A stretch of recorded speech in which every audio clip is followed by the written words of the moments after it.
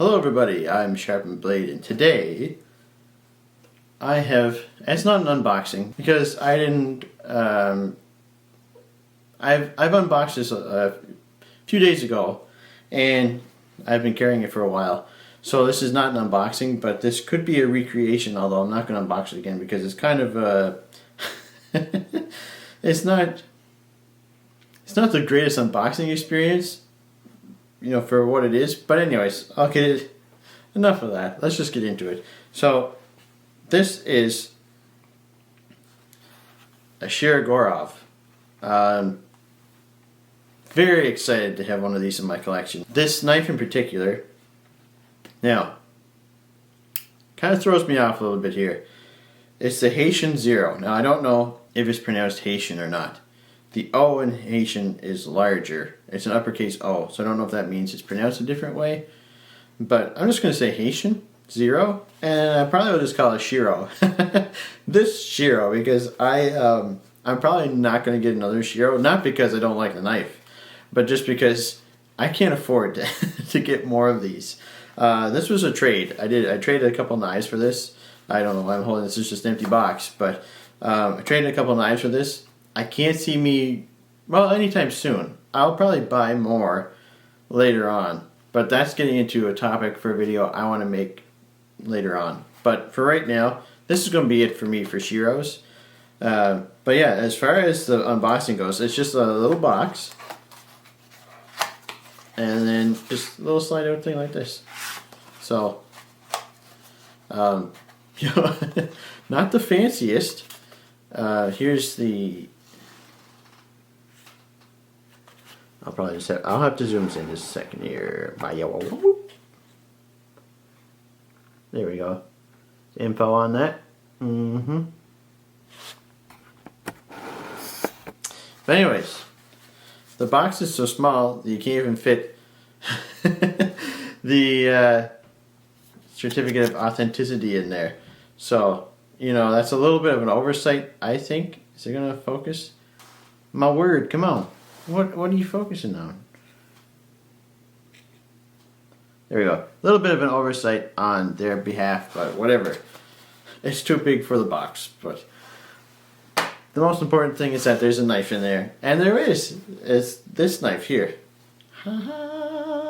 Shiro. Now it looks much more green in this light than it does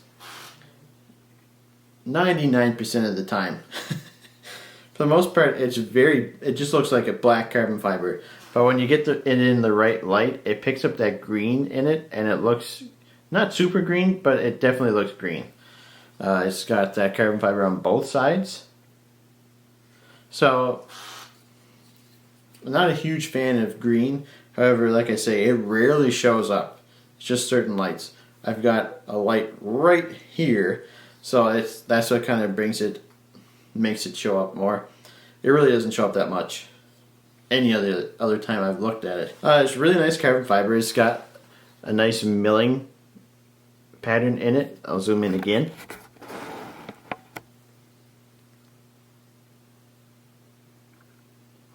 Oh, there we go. So you can see the milling on that. Nice swooping milling pattern. Really nice looking. Back spacer with integrated lanyard hole.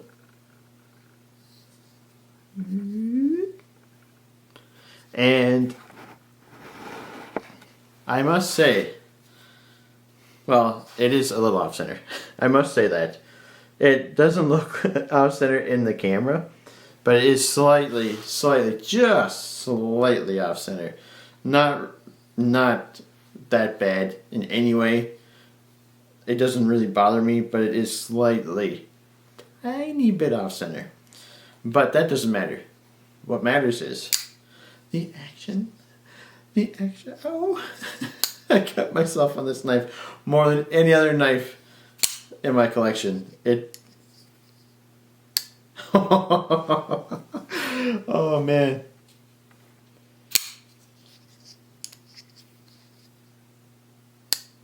This is so smooth. This is definitely the smoothest knife in my collection. This is so smooth. Now, if you keep your fingers off of the lock bar, it has a nice, easy detent. If you put a little bit of pressure on it, it makes it snappier. You don't want to put too much pressure on that because it just makes it impossible to open. But if your finger happens to rest on it when you go to deploy it, it's really not that big of a deal. It just makes it snappier. Obviously, it's a nice action either way, but if you just happen to have your fingers resting on it, on the lock bar, it's really not a big deal. It's still going to open. It's just going to open ka-chow quicker. But yeah, this action and the sounds are fantastic too.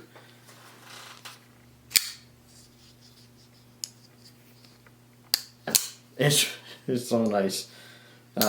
They have a nice milled out spot here for your finger to land, so that's nice.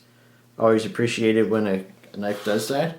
But yeah, the fit and finish on this, other than it being just tiny slightly off center, perfect. Like, amazing. They did such an amazing job on this. I love this knife. Right now, I'm gonna kind of go in. I'm gonna talk about this more in the next video. I do, well, not the next video, but the video I do on this topic. I'm gonna go into it more. I'm going to. The law of diminishing value is something that Nick Shabazz talked about multiple years ago, and yeah, it exists. And I kind of find that with this. But this is also one of my most expensive knives. So I haven't quite got there yet. One thing I always say is when I first started collecting, $50 was a lot of money for a pocket knife. And now $50 is like, okay, sure. You know, it just depends on what you're comfortable spending. And right now, this retails for $700 USD, I think. So right now, that's a lot more than I would ever spend on a knife. So for me, I probably wouldn't spend this much on this knife. It's just not, it's not that it's not worth it. It's just, to me, I'm not comfortable yet.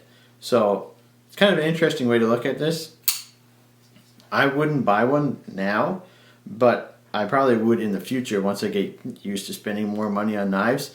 Or I might not. I don't know. I may be topped out. I kind of like the $300 to $500 range.